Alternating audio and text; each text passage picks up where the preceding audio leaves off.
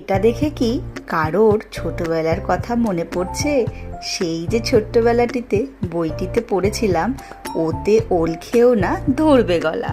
আমার মনে হয় এটা কিন্তু একেবারেই মিছে কথা।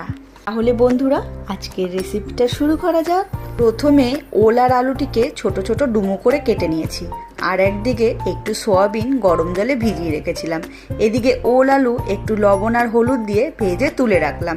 তারপর কড়াইতে সামান্য জিরে তেজপাতা ফোড়ন দিয়ে যেই মশলাটি করে রেখেছিলাম সেটা দিয়ে দিলাম। মশলাটা কষানো হলে আমি দিয়ে দেব ওই সয়াবিনগুলো জল ঝরিয়ে যে রেখেছিলাম।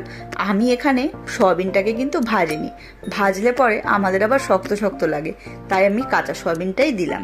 তো সবশেষে ওল আলু দিয়ে ভালো করে কষিয়ে নিয়ে দিয়ে দিলাম গরম জল। তরকারিটা যখন হয়ে গেল, সামান্য গরম মশলার গুঁড়ো আর দিয়ে দিলাম ঘি। তৈরি কিন্তু আমার রেসিপি। বাই বাই বন্ধুরা।